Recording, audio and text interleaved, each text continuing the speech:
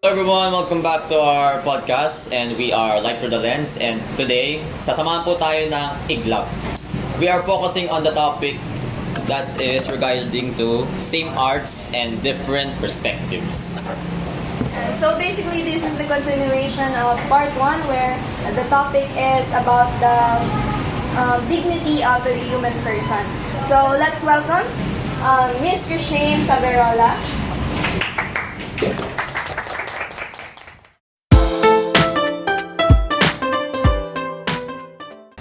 And Miss Ingrid Jano.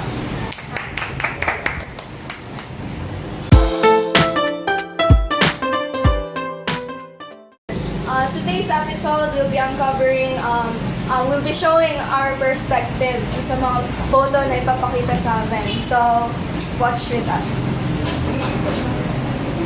Okay. Today, papakita namin yung mga pictures na napili namin and i-flash namin dyan sa screen para makita nyo. And, go!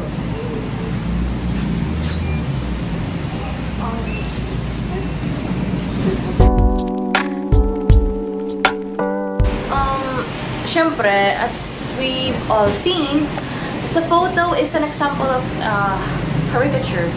And siyempre nakakalungkot. Like diba kitang-kita nyo, the child, yung bata, humihingi siya ng pagkain. Pero nung ginawa nung lalaking mataba, umiyak. Pinapakain niya mismo luha. Makakain ba yun? Di ba hindi? Hindi, di ba? Oh, ano na, yun lang. Grabe nga yung problema ni Kuya. Bumababa. And now, let us hear the opinion of Miss Christine. So, dun sa pinakita na picture, parang nakikita ko lang dun is yung mayayaman, yung nire-represent nung lalaki na kumakain. And then, the poor people, nire-represent siya nung batang malnourished. Parang yun yung situation ng ating society hanggang ngayon, simula pa noon hanggang ngayon, kung saan parang pinapakita doon na yung mayayaman, patuloy lang silang yumayaman at yung mga may hirap, patuloy lang silang naghihirap, walang pagbabago sa mundo. Pero syempre, let's respect doon sa mga mayayaman na alam mong tumutulong sa ibang mga tao na mahihirap. Yung parang nagkaroon silang compassion para gusto mahihirap. Kaya, yan. Good job sila. And now, move on na tayo. Doon na tayo sa second pic na ipapakita natin sa kanila. And don't worry, ipapakita naman natin sa inyo sa screen.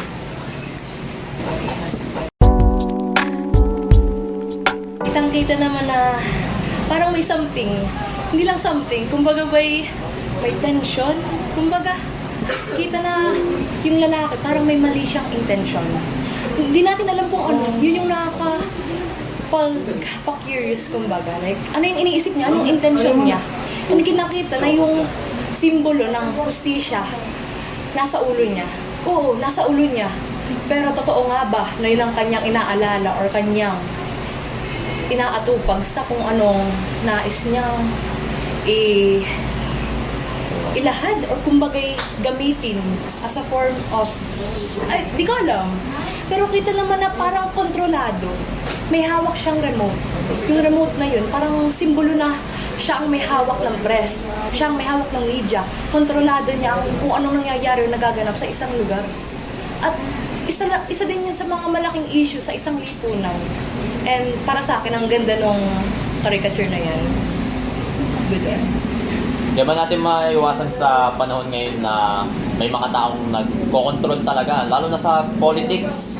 Madami talaga nagkokontrol ng mga kung ano ng bagay sa loob ng ating politika, katulad ng alamang ng mga political dynasty. Yung iba dinadaya pa nila yung mga para sa kanilang mga kapamilya, yung mga boto. Katulad ngayong eleksyon.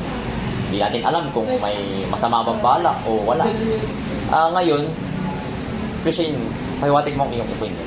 So, ayun. Yung aking parang opinion regarding the picture, parang same lang sa kanila kasi kita-kita naman talaga doon, parang yung justice or yung justice system natin is parang kinokontrol ng lalaki sa caricature. So parang pinapakita na those who have power and money, kaya-kaya kaya talaga nilang i-control ang hustisya. Kaya silang paboran ng hustisya gamit lamang ang kanilang pera at kapangyarihan. So, ganun. Sa akin naman yung kasi diba, iko-connect ko siya sa natutunan ko today kasi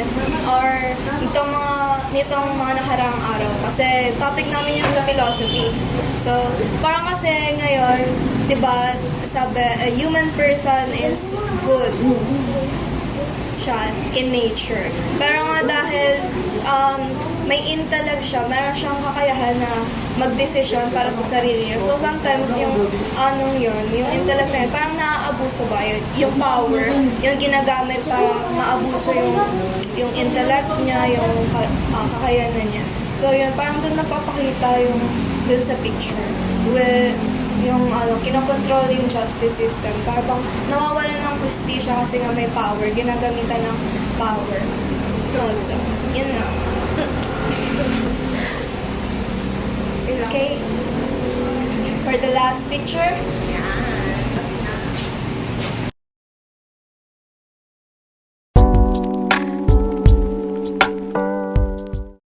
Kawawa yung isda, di ba? Parang kitang-kita na siya nasa sulok. Parang iniiwasan niya talaga yung itim, yung ink.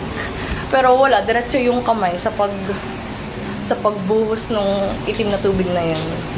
And para sa akin, ang makukuha ko dun is that with power, sabi nga nung creator ng Spider-Man, with power comes with great responsibility. Kaso, with that power, if not handled with responsibly, kumbaga, it's not effective. Syempre, lalo na sa isang lipunan, napakahalaga ng isang leader na maaasahan. Pero paano yun mangyayari? Paano natin maaabot ang kinabukasan na yun kung wala nga tayong matinong leader na maaasahan at titingalaan? At yun. Ayun, salamat Red sa iyong opinion. Kawawa naman talaga yung isda, nalulunod na nga papatakan pa natin ang film. At ngayon, Krishing, the stage yours. So, yung nakita ko doon is a contemporary issue which is happening before and still happening today. Yun nga yung corruption. So, yung corruption ay malaki yung naging epekto nito sa ating society. Malaki yung bahagdan na nasira dahil sa corruption. Ang may gawa nito is the leaders, yung mga binoto natin dahil we're in a democratic country. Yun. Sila yung mga binoto natin. Yung akala natin magbibigay sa atin ng magandang kinabukasan. Magbibigay ng magandang kinabukasan sa ating bansa. Pero nilamon sila ng corruption. Ang bansa natin ay nilamon na ng corruption. Yung nakikita nating isda doon sa picture, nire-represent nun yung bright side ng ating country. Yun yung napundar natin noon pa na sinisira ng corruption. Binabalot tayo ng kadiliman, which is sinisira nito yung maganda nating naipundar. So, yun lang. Naisip ko. Ngayon ko lang napansin, puro pala about sa politics, society, yung mga pictures. So parang ang important topic na kasi ngayon, lalo na ngayon mga panahon ngayon. So maganda rin na pag-usapan natin.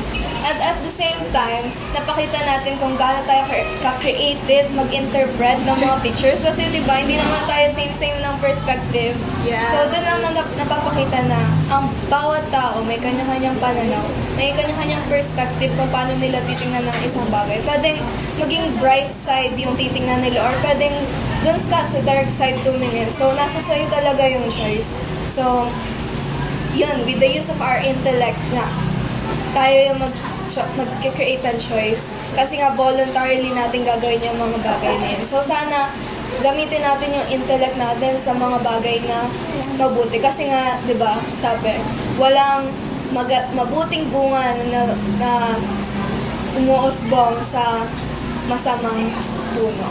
So, dapat nating ayusin kung ano yung mga desisyon natin. Hindi lang tayo basta-basta. Dapat gamitin natin utak natin. Kaya nga tayo naroon ito eh. So, yun. May i-add ako. So, yung natuto namin sa philosophy is about parang sinabi doon na man is the measure of all things. Parang pinakita doon yung episode na to doon. Parang pinakita yung ano na yun, quotation na yun. Parang sinasabi kasi nga, man is the measure of all things, meaning tayo yung nagko-control sa perceptions natin. So, we measure things. Tayo yung nagme-measure ng mga nakikita natin. Kasi nga, iba-iba tayo lang nakikita. So, yun. Yun lang. Yes.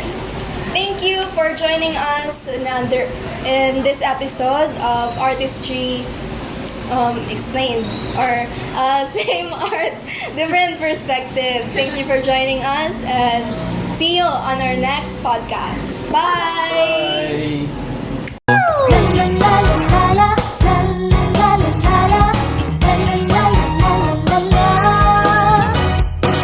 Hey, now let's go hit the town. You know how gloomy it sounds to be away from everyone.